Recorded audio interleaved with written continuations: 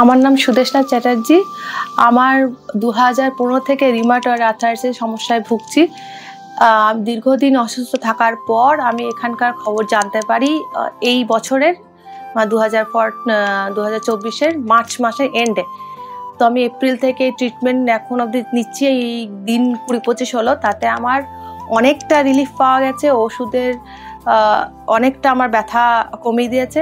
তার সাথে আমি 2 রকমের থেরাপি করেছি, তাতেও আমার অনেকটা বলতে 80% আমার ব্যথা চলে গেছে। আমি মোটামুটি স্বাভাবিক কাজকর্ম এখন করার মতো পরিস্থিতি হয়েছি।